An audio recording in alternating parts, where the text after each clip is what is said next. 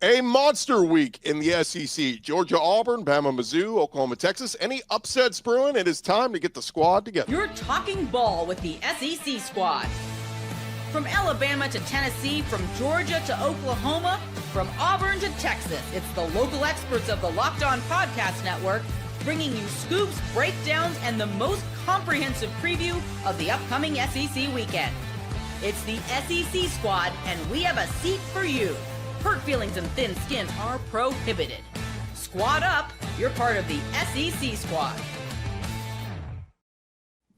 And welcome into the SEC squad. Sit back, grab your favorite beverage, and join us as we get you ready for another week talking all things SEC. Today's episode brought to you by FanDuel. Right now, new customers can bet just $5, and if your bet wins, you'll get $300 in bonus bets to use across the app. Download the FanDuel app today. Let's welcome in our panel, a full house this week, as we welcome in Jay Smith from Locked On Sooners, Zach Blackerby, Locked On Auburn, Stephen Willis, Locked On Ole Miss, Corey Burton, Locked On Vandy, Eric Kane making an appearance, Locked On Vols, John Neighbors from Locked On Razorbacks, and Jimmy Stein, Locked On Bama. Gents, as we do every week, tradition, first segment, we'll go around the horn.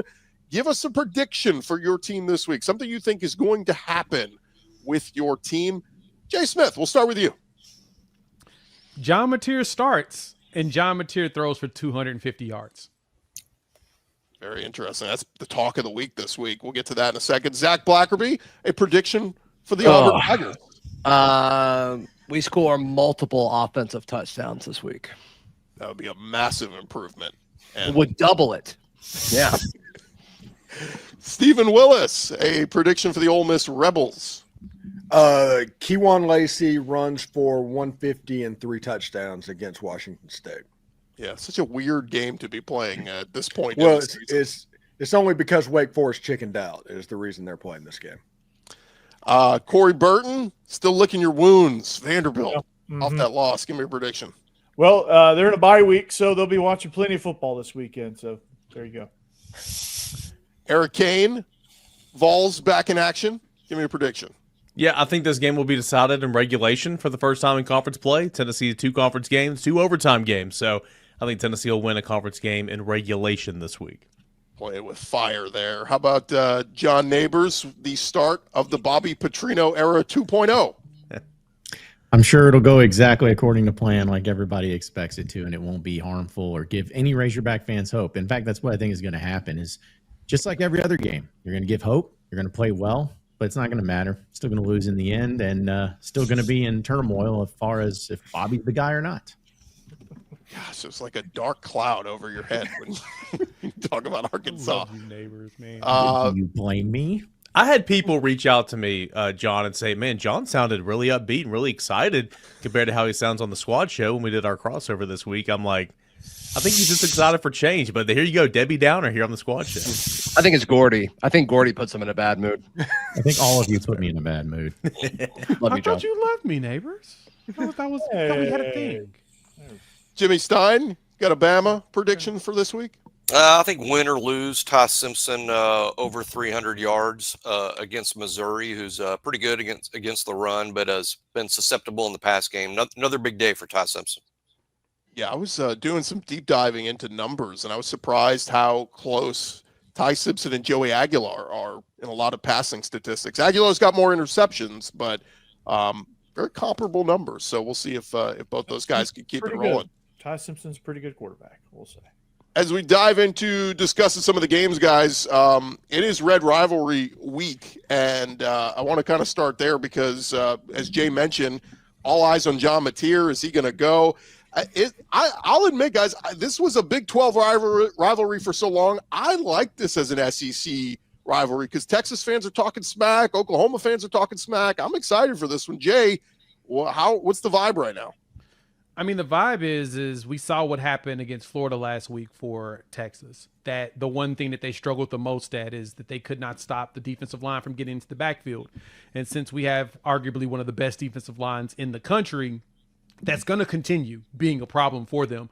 And so in our mindset, and most of the fans' thought process is they just want to see how Arch Manning handles the pressure that we know Brent Venables is going to dial up. Coming into this season, when we talked about the Bryce Underwood game, Brent Venables is really good against first-time quarterbacks.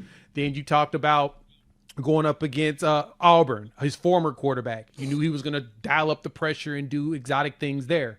So now we've got this one with Arch. The expectation is this defense is going to once again lead the way. Now, as I mentioned before, I expect John Mateer to play. Shout out to the Tortilla Presser who gave us the tip last week that he said he was going to play. For the uninitiated, you have to go look up what that means. I'm not going to go ahead and tell that story for a 15th time, but I do anticipate that our defense is going to be what carries us regardless of which quarterback plays, and I'm ready to see if Arch Manning has a better game than he's had his career so far. Hey, Arch didn't play bad against Florida. Arch had I thought he made some throws. Yeah. He didn't make some throws. He will throw the ball. That game was not on Arch Manning. That was on the fact that Texas's offensive line was a joke. The offensive line's really bad. Yeah. O-line against Oklahoma's defensive front. Yeah. Let's see how that goes. That will not be fun for Arch. I'm calling that right now. I mean, I was told by Texas fans that their offensive line was going to be just fine, even though they lost 4 guys to the NFL. And I tried to promptly let them know those guys don't have that very many snaps together. It's going to take some time for them to get it rolling. And they said, no, we'll be great. We're Texas. We got this. Just fine does not look too hot right now. It's Exactly. On the roundtable on Sunday, I did say that I called Texas being on 8-4 watch for the whole offseason. And unfortunately, I was pumping sunshine because there's no way they're getting 8 wins. Wow. Dang. Oh, Pick them while they're down, Steve. yeah. I'll say this too. Trey Wisner, apparently, when he scored that touchdown late, what do you have, like 8 carries for 11 yards or something like that? But he, at the end, they said he grabbed his hamstring, and so he's a little bit banged up. And it's like that was supposed to be Texas's bread and butter. We didn't know what Arch was going to be, but we knew Texas, they're going to run the crap out of the football. They have not consistently run the football well, and they've been banged up. C.J. Baxter, Trey Wisner, it's just been a mess. So what's the vibe from the rest of the panel in this game? Gordy's already said it, but I'm impressed by how quickly this feels like an SEC football game. I mean, they're new to the league, and all of a sudden this feels like one of the SEC's oldest and best rivalries. That's what this feels like, and I think it's such a great addition to the league that this game counts as part of the SEC inventory. And the Oklahoma we've seen so far, and the Texas team we've seen so far, Oklahoma's clearly better. So I think I like Texas to win. Yeah, a long-standing member of the conference. I appreciate finally feeling accepted. Thank you. I mean, it almost feels like that long-standing Ole Miss Oklahoma rivalry. I mean, it almost that feel to it. It's so classic. We've been lifelong rivals for like 3 weeks now. Yeah, Minimum. Great, man, and hopefully Texas Oklahoma will live up to that rivalry. But no, I'm interested to see John Mateer, how his hand responds, because that's a tough thing to come back from so early. So how does his hand respond? How does the play calling go around his hand, and how do they protect him? You know, what does it look like for Oklahoma? Because it's not an easy defense. Texas defense is not an easy defense to try out. Just got surgery to the hand. It's not. Go ahead, Eric. We're losing Corey's going underwater. Uh-oh. Yeah, I mean, I was just going to say, Jay, I know you expressed confidence that he's going to play, but I mean, again, this was the thumb on his throwing hand, right? Mm-hmm. Yeah, it was. It was his right one. It's like at the bottom. What I've been told is it's more about can he grip a ball well? And that's really the biggest question. It's pain management. So, and I know Venables said he hadn't done any good on good. This was Monday, I believe. So I mean, maybe that changed. No, it was today. Yeah, Monday was the practice. So it was today. He did it this morning. Jay, this show comes out later in the week. Yeah, my bad. But nonetheless, I mean, gripping the football is a big deal. So even if he plays, I mean, I was kind of hoping that. Gosh, man, Oklahoma and Tennessee played November the 1st. I was hoping maybe that'd be his first game back, and we'd be talking about this conversation of can he grip a football? What's he going to look like? But I agree with Corey. That's going to be a huge part of the football game in terms of how you're going to call it if he's in there. But back to what you said earlier, Jay, about defensive pressure, all the external factors outside of the quarterback position in this game, it just screams Oklahoma. I've been really impressed with Oklahoma so far this year. I like Oklahoma in this game, though I do think, I'll go back to that Florida game. I think Arch obviously has not lived up to all the preseason hype. He was never going to because it was ridiculous for a guy that's never played, big-time football before, outside of a couple, of plays last year. But I thought he made some big time throws against Florida. I thought the escapability, taking what the defense gave him at times when the pocket collapsed. I thought he grew up a little bit against Florida. Will that be enough to win a game like this? I don't think so, but it was good to see. FanDuel still likes Texas in this one. So the line is still sitting there. Let me ask you guys this. If it is Michael Hawkins and we don't see John Mateer at all, do you still like Oklahoma? I do. Yes. Yeah. I do as well. I don't even like him. I don't even like him if Mateer does play. I'm telling you, Texas is going to win this game, and they're going to win it probably by 2 touchdowns. Because this is the type of game, more often than not, that always has whatever team is stinky, they go into this game and they lose, and they end up winning. The stinky team wins. And I feel like that happens in this rivalry game more so than any other one. And I feel like it's going to be the same thing here. Texas is going to wake up, and then everyone's going to be back on Texas and Oklahoma. Everyone's going to be like, this team's no good. They got fraudulent. And then in 2 weeks, it's all going to change because that's what this season's been all about. It's been about nonsensical things like that. And I think that's what's going to happen in this game too. Speaking about what John just said, I had a group chat with Corey earlier in the week. It's like Oklahoma is about to lose John Mateer for the season because they're trying to rush him back to face Texas in this game. Yeah. And that would be my concern, that something happens in that ball game and you throw the playoff out the window to beat Texas, which I play Mississippi State. I understand rivalry, but there seems to be some bigger goals that you can hit this season.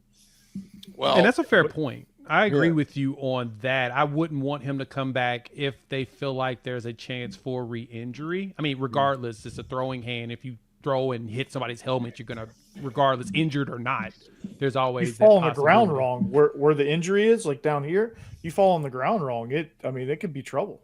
No, that's very fair. So I totally agree with you on that. I think for him, and even some things that he said, is that Mateer himself, and my apologies, Eric, presser was on Tuesday, so that was my bad. Not Monday, it was Tuesday. It was what I was trying to say. I'll never not forgive today. My bad. But anyway, Mateer said this is one of the reasons why he came to Oklahoma was to play in this game. So I do hope that if he does play, that it's more of a pain management situation and not a rushing back. And regardless, if he comes back in 2 weeks against Ole Miss, he's still going to be under re-injury watch no matter what. Well, real quick, guys, as we put a bow on this one, raise your hand. Are you taking Oklahoma to win this one? Raise your hand. We got 1, 2, 3, 4, 5, 6, 7. So Jimmy and John rolling with Texas. We will see what happens there. All right, some other big matchups in the SEC this Saturday. Could Bama or Georgia fall on the road? The SEC squad talking more ball next. More with the squad in just a second, but first, when the opening whistle blows on a new repair, get your crew moving forward with SupplyHouse. Order today and see parts on your doorstep tomorrow. Over 280,000 plumbing, HVAC, and electrical items from the most trusted brands in the business. Their real-time inventory and honest lead times keep you from punting projects, while their industry-leading customer service always has your blind side covered. If you need parts fast for a project, SupplyHouse, they have next-day delivery. Talk about a game changer. The part finder tools and 3D schematics can save you hours on jobs where every detail matters, and their Trademaster perks like priority shipping and dedicated support make the whole process smoother. Go join the free Trademaster program today and score some serious perks like priority shipping, lower prices, and a dedicated support line. Visit supplyhouse.com to sign up for free and use promo code SHCollege5. That'll get you 5% off your first order at supplyhouse.com. Real people, real service. This episode also brought to you by our friends at FanDuel. And look, the NFL season, we are in the thick of it. And FanDuel, they've still got the great offer going that you do not want to miss. Right now, new customers can bet just $5 and get $300 in bonus bets if you win. That's right. You pick a bet, you put down $5. If it hits, you'll unlock $300 in bonus bets to use across the app. And so many great ways to use FanDuel. We love taking a look at a lot of the college football betting lines. They got all the big games in the SEC every single week right there. They got the betting line, the money line, whatever it is you want to get in on. They got player props. I mean, it makes watching football even more exciting when you got a little something riding on the action, whether you're a casual fan or you love diving into the stats. FanDuel makes the game day experience so much better. So what are you waiting for? Go visit FanDuel.com right now. Download the FanDuel app. Get started today and get signed up over at FanDuel.com. SEC squad rolling along here. Our buddy John Miller, Locked on Mizzou, hops in at just the right time as we get in 11 a.m. Central on ABC, guys. It is going to be number 8 Alabama at number 14 Mizzou. Alabama fresh off their win at Georgia and then home win against Vandy. And now another top 15 team.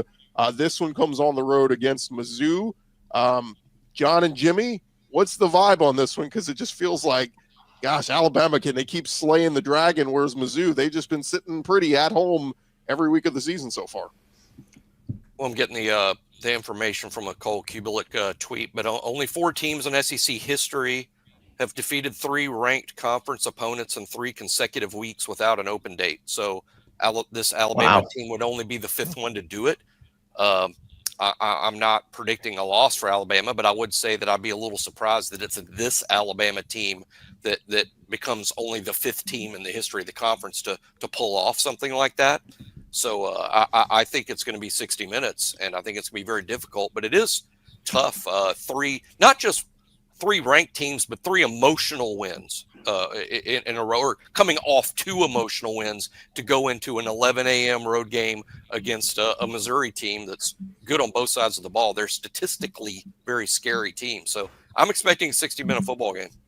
Yeah, I think it's a tough spot for Alabama, and yet I can't call it a trap game or anything. You look at the rest of the schedule for Bama, if they can get by this road game here in Columbia, really the Tide is sitting pretty with the rest of their schedule because the rest of their tough games are all at Bryant-Denny Stadium. So I think that's a huge advantage there.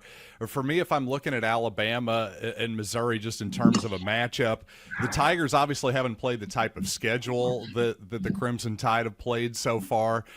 But, man, Missouri has really stopped the run consistently. They've also given up some big plays in the past. I think Ty Simpson and Ryan Williams and company they're going to get their numbers. They're going to throw for probably 300 plus. But I just think if Missouri can make Alabama one-dimensional, I think it's going to be interesting. To me, this is a coin flip kind of game. Anybody else got a read on Alabama at Mizzou? I mean, Jimmy put it out there. It's a lock. Jump on Mizzou. They're going to win this one. Jimmy, Ahmad Hardy, I really like him as a running back. I mean, he might be one of the best in the conference. Like, what kind of problems does he pose for this Alabama defense? Well, significant. Alabama had struggled stopping the run. I think the Vandy game was a good illustration of good Alabama and bad Alabama in the first quarter. They gave up 1 million yards rushing to Vanderbilt, but then over the last 3 quarters, hold them to 20 yards. What does that mean against Missouri? Probably not much, because Missouri runs the ball so differently than Vanderbilt. It's a different type of rushing attack, but the production is just crazy. Ahmad Hardy's the guy everybody talks about, of course. Heck, I think even comparisons to a guy like Ashton Genty are fair when it comes to Ahmad Hardy. But the number 2 back, he averages more yards per carry than even the starter Hardy. So Jamal Roberts, I think, has 7.3 yards a carry.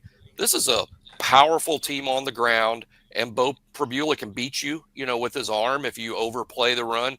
Difficult offense to prepare for. But John brought up the schedule. I think a lot of Missouri, we're going to find out if Missouri's statistics are a little fraudulent based on who they've played. ESPN says schedule's 109th. Alabama's is 3rd so far. No doubt Alabama's more battle tested, but Missouri statistically is a very scary ball club, and it starts with how they run the ball. Yeah, I think that's exactly right. That's why this is a tough one for me to call, and I'm kind of waffling back and forth on it. And really, I think it's a cop-out to call it a coin flip, but I really feel that way. I think if this were in Tuscaloosa, I would certainly favor the Tide, but in Columbia, a place where Missouri hasn't lost since 2023 to Jaden Daniels and LSU, Malik Neighbors, that whole crew, I just think it's a tough place to play, a tough spot for Bama in a game that Missouri's probably been preparing for 3 weeks at this point. And by the way, Corey, you said Ahmad Hardy, one of the best running backs in the SEC. How about they're coming off a bye week and he still leads the nation in rushing? The nation. The best running back. Yeah, that's right now. Yeah. I mean, there you go. Yeah, just his yards after contact is a good statistic alone. Just that alone would be up there in terms of rushing yards in the conference. I mean, he'll be back next year. Yep, 100%. Lawrence County, Mississippi for the win. Hell yeah. Zach, let's real quick, by the way. Running back Jamal Roberts is so good he won American Idol last year. There you go. Show your hands real quick. Do you like Mizzou to pull off the upset over Alabama? I think I do. Lord There help you me, go, I John. think I Attaboy, do. John. Only 3 of us. Everybody else rolling with Alabama on the road. You're with the sharp money, baby.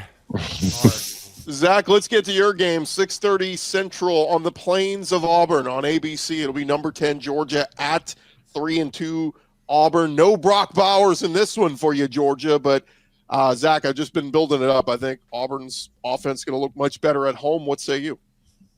I hope so. I mean, they've got the dudes to do it. Sometimes I think it's play calling. Sometimes I think it's been the quarterback wanting to hold on to the football. But I mean, the way I've been talking about this one for 2 weeks now, it's like they could do it, but until they do it, I have a hard time getting there at this point. Yeah, I mean that's fair. I mean, it's been kind of a mess over there at Auburn. Thanks, Corey. About. Yeah. Appreciate that. I feel like it has been. Let me phrase this to everybody. More likely to happen. Hugh Freeze on the path to getting fired here the next couple of weeks, or Auburn's offense gets better. Which one's more likely? Yes. Absolutely yes. So No, I hate to be this guy, but like, and Hugh Freeze has said this, but I feel like it's more okay if we say it than if the head coach says it. But like Auburn has had his hands full the last 2 outings, and it's been close with 2 top 10 teams. And I mean, it's gonna be tough against Georgia too. But then it's like, okay, like it's gonna get easier. But that easier is you host Missouri, a team that we all just talked about how good they are, and then you go to Arkansas, and then like you get Kentucky, which is great, and then you go to Vandy, and it's like, all right, like we all know the stories of Diego Pavia against Hugh Freeze. So like while it does get easier, it's still not easy. And so like there is a path for Auburn to look better because of the competition, but it's not like there's this major drop off. So there's a path for it for sure. A lot of Auburn fans are in the camp of like, if Auburn like looks terrible against Georgia, you know, they're ready to say, hey, Hugh, pack your bags. I'm not there yet because I mean, I picked Auburn to lose these 3 games going into the season, and then I picked them to kind of get hot after this game. So like, I'm not in the camp of like, let's burn it all down and start over. Like, that's just not where I'm at. I don't think that's entirely fair, but the offense has been bad. And with all of those weapons, it should get better. Anybody surprised the line's only 3.5? Yes, I've done like 5 shows on that. It's fascinating. I mean, I'm not an expert on Auburn clearly, but you know, Tennessee's played Georgia. I feel like I know Georgia pretty well, and that's a pretty good ball club. I know it's a road game. Plain's a difficult place to play, but at 3.5, night, Cam Newton night, I guess they're taking. Yeah, they're retiring Cam Newton's jersey, so that's going to be something. And I mean, we all know Jordan Hare makes weird things happen. On Cam Newton night, I mean, what kind of energy is going to be in there? You know, that's Does great. Deuce Knight have the same jersey number as Cam Newton? What's up? No. Deuce Knight doesn't wear the same number as Cam. No, we made Deuce wear. We said Deuce could not wear his number anymore. Perfect. Okay. Well, so You know, will we Kirby see? hasn't lost games like this. Cam Newton's It's an unlike Kirby Smart to lose a game. I mean, not in recent Georgia history have they lost a game like this one.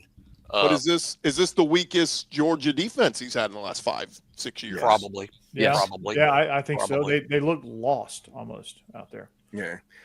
One thing's interesting. This feels like the game that Hugh Freeze has, locked the gates behind. Really shows out. As a person that went through the Hugh Freeze experience at Ole Miss, there was always 1 or 2 games every season to where everything clicked into place.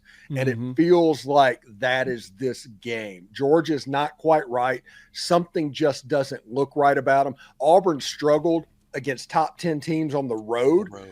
Yeah, they didn't get blown out. Now they're coming back home.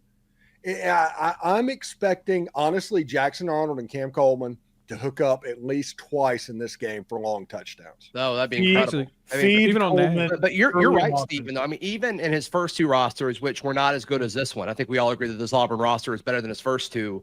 I mean, he went down to it. I mean, Jimmy, obviously the 4th and 31 in his first year. And then Gordy, you mentioned Brock Bowers taking over in the 4th quarter in his first. Like, he's made it close. Like, he doesn't get, like, he keeps it close. And so he's got the dudes.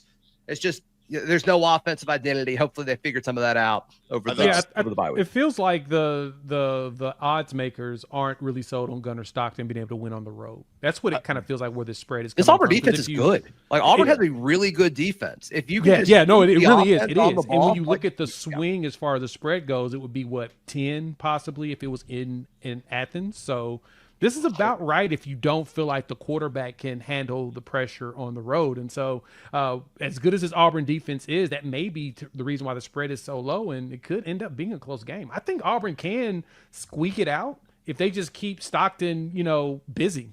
To me, Zach, I feel like Stevens sent you an eggplant emoji with what he was saying about this game. I mean, you were getting very excited there. What does that mean, Gordy? Can you break that down for me real quick? Yes. We didn't bring up I'll explain Come on, Gordy. I'll explain it during the break. Real quick, show of hands. Who's taking Auburn at home? Raise your hand. 2 of us. Or 3? Okay. Gordy, are you picking Auburn? Oh, I'm just entertaining the idea. Georgia wins by 3 and barely misses the cover. Auburn is going to win this game outright. They are going to win this football game. We're going to have a lot of upsets this weekend in the SEC. Man, that'd be incredible. All right, gents. Incredible. I will be unsufferable next week if that happens. Or even I need it. I need that to be injected in my veins. Then. Hey, coming up next, we got 3 top 15 SEC teams hosting unranked teams at home. Who is most likely an upset alert? We'll talk about that next. More with the squad in just a second, but first, Mazda crafts cars for those who do more than simply move. Mazda delivers confidence with every ride, with more IIHS top safety pick awards than anyone else. From footwork to breathwork, athletes, they sweat all the details. Mazda, they bring the same intention to how they craft every model. You can feel the Japanese craftsmanship in every detail, from the metallic accents to available Napa leather upholstery. You can make everyday drives feel like anything but, from the smooth handling to the intuitive controls. And with the all-wheel drive standard in every crossover SUV, you're going to drive with confidence through almost any season. Like our players, we sweat every detail, because when you make every move count, impossible becomes irrelevant. Mazda, move and be moved. If you think about getting a new vehicle, check out our friends at Mazda today. This episode also brought to you by our friends over at Quo. One of the tools that help make a huge difference for business owners is Quo, formerly known as Open Phone. It is the same great business phone system you've heard us talk about before, just with a new name. And here's why it matters. Every missed call is money left on the table for your business. When every customer conversation counts, you need a phone system that keeps you connected 24/7. And Quo is the #1 business phone system that streamlines customer communications. It works right through an app on your phone or computer, so no more carrying 2 phones around or even relying on a landline. You're going to love how Quo lets your team share one number and collaborate on calls and texts, just like a shared inbox, so no customer gets left hanging. Go see why over 90,000 businesses trust Quo, formerly Open Phone. Get started for free and get 20% off your first 6 months at quo.com/lockedoncollege. That is QUO.com/lockedoncollege. And if you've got existing phone numbers with another service, Quo will port them over at no extra charge. Quo, no missed calls, no missed customers. SEC squad rolling along here, guys. And I'll just put it out there. We got 3 games of top 15 teams. They are hosting unranked SEC teams. We got number 11 LSU's hosting South Carolina. We got number 12 Tennessee hosting Arkansas, and we got number 5 Texas A&M hosting Florida. Who of that group do you feel like is most on upset alert? Tennessee. I was gonna actually say the same, and I only say that because the 3rd Saturday in October is the next week. This is a very easy game. Come on, John Neighbors. Arkansas for. John looks like it is very easy to John, overlook. be the voice of reason. Come in here. Come I truly on. believe that Arkansas, because now they have fired their coach, this is the game where they bounce back and show up out of nowhere and play a really good, hard-fought game for their new head coach. Well, the issue, Jay, is it's never been offensively. They've scored tons and tons of points. They have one of the best quarterbacks in the league. I mean, their issue's not offense. They're going to score points. I think that's what it's going to be. I think it's going to end up being a shootout between the two, and that's where I'm not saying Tennessee's going to lose, but I think this one is going to be the one because, like I said, the 3rd Saturday in October is the next week, and that's an important game. And remember, Jay, Tennessee lost this game last year and looked horrible. Right. I mean, looked pathetic. That is So, true. There's a lot of holdover from that game, and Josh Heupel holds a grudge big That gives time. me a And lot so, of like, I think a lot of pause these players and- are like that too. That gives me a lot of pause, and so does the fact that I don't really see Tennessee punting in this game. That's a slight problem for me as well. Like, I don't These think three, y'all understand what the significance would be if Arkansas won this game. Like, everything gets turned upside down completely into a whole new direction because suddenly it's Bobby Petrino staying on as the permanent head coach for Arkansas. It's that type of game. And if that happens, then suddenly it makes it to where it's like, okay, well, do the board trustees, do the athletic director, do they even continue to search, or do they have to wait out? Does they have to win a few more games? But then it gets everybody back on board, and then Arkansas's got Texas A&M at home in the next week, and I'm sure that will go great. But the point is like that is the type of game that would literally turn everything upside down. It's already pretty chaotic over here. It would go to straight like clown shoes level if that happened. Just like Tennessee saved Sam Pittman's job last year, right? Yeah, that's right. Sam Pittman. Tennessee's really good at that. They're really good at dictating who Arkansas's coach is going to be for the next year. So Hopefully not on Saturday. So for that reason, listen, I could sit here and say like, yeah, Arkansas can do this, that. I have no idea. I think the team will be better because it's hard to be much worse. And the defense is awful in every statistical category. It's dead last in the SEC, so they can't get much worse. But I don't know. It's either going to be where Arkansas wins this game or they get blown out. That's the only two things that happen. But I do not think they win this game. There's no reason to believe they win this game. I don't want to have hope in this game because I just can't handle that right now. So These What's three the line in games. These three games. 13 and a half. it opened at 13.5. It's dropped as low as 11.5 though. These three games are a jumping off point to point out that at this point in the season, SEC teams are 46-7 cumulatively at home. I like all those home teams. Tennessee And has those not three in lost particular to. win. Sorry to cut you off, Jim. Tennessee's not lost to anybody at home except for Georgia since 2021. But just also let the record show that Arkansas Kind of select. has not lost the Didn't they lose to Ole Miss In 2021, I said since 2021. Get 'em, okay. even. Or I guess since 2022, better for the team. Yeah. The record needs to reflect that Arkansas has not lost to Tennessee since 2007. It's true. Just saying. I will say this: I'm a little bit intrigued by Florida at Kyle Field. That's I know the a game I was tough going with, place John. I know that's a tough place to play, but tricky. I know everybody's focused on Texas right now and what they did in Gainesville. But to me, did that not look a little bit like a different DJ Lagway? I'll tell you this, that front four, I know the offensive line for Texas left a lot to be desired, of course. That front four for Florida is legit. They got that freshman wide receiver back whose name Dallas escapes Wilson. Dallas, Wilson. thank you. Yeah, that kid. That kid, he's pretty talented. But seriously, there's something about that game. I know everybody has been looking askance at Florida all season. All of a sudden, I'm going, maybe I can kind of see a path.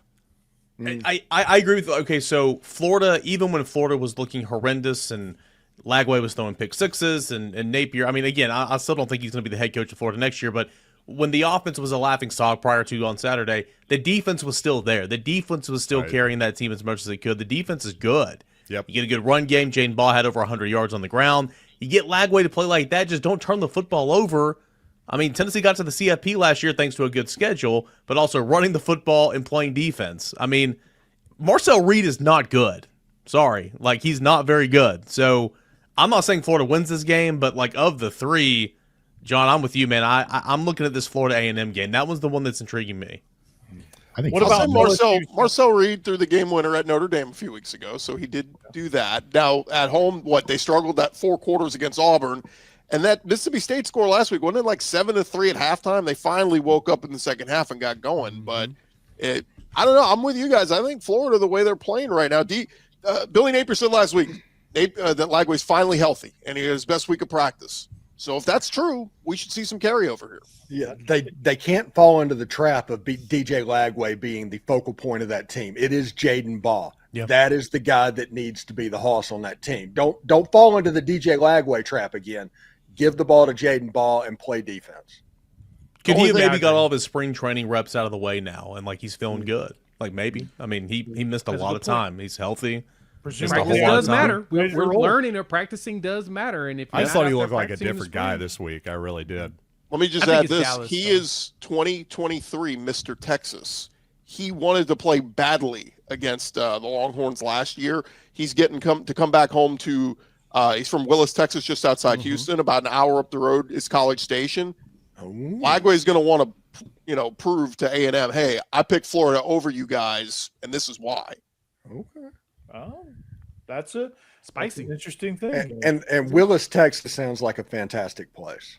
Yeah. There's also some other storyline that Torian York played high school ball against him, and I think he's 2-0 or 3-0 against Lagway. So there's like a little rivalry there too between those two guys. So a little bit more spiciness. The other one we didn't really touch on, you guys, LSU against South Carolina. Big questions about LSU's offense. They needed the bye week. Brian Kelly said, if we get that bye week, Nussmeier get healthy.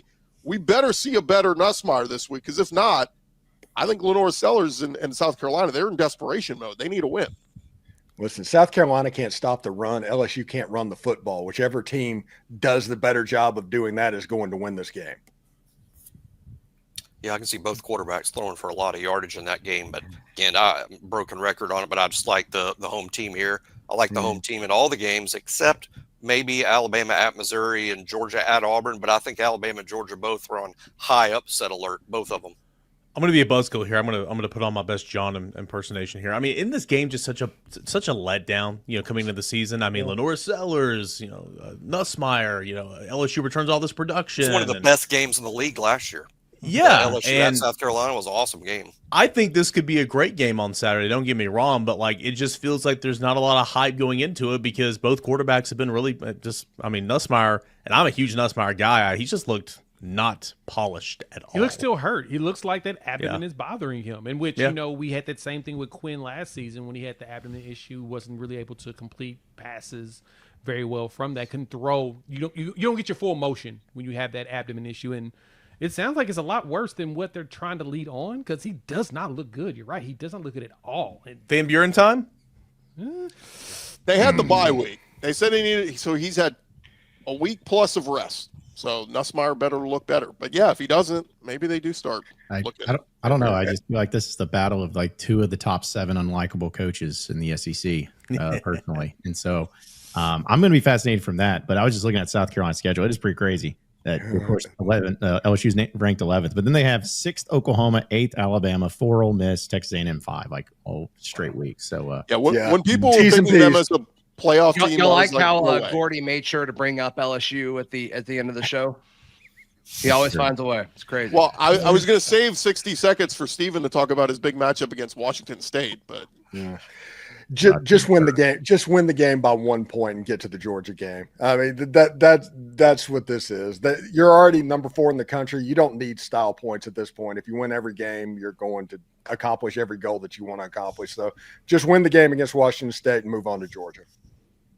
So as a recap, guys, Jimmy Stein says Bama has no chance against Mizzou. John Neighbors, small chance, rooting like hell for Arkansas to lose out, and Zach Blackerby is getting excited about what maybe Auburn's offense could be. So if that's what you got out of what I said, I don't know. I don't know what to tell you. Maybe you just heard me because I Gordon's the one who brought up eggplants. I don't know who's excited over here.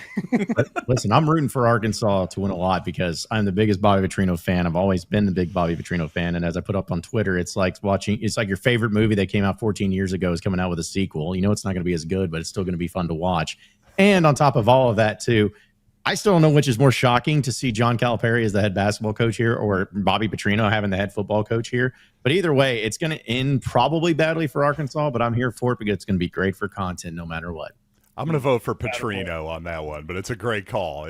Both of them are pretty shocking, but Petrino, the head coach of Arkansas, in the saddle, man. It's absolutely unbelievable. I love it. Just keep them off the motorcycle. Hey, guys, remember to follow and subscribe to your favorite SEC show. We'll be covering your favorite teams every day throughout the rest of the season. Don't forget, I'll have you covered with the entire conference every day on Locked On SEC, part of the Locked On Podcast Network, covering your team every day. We'll talk to you guys on our Sunday recap show.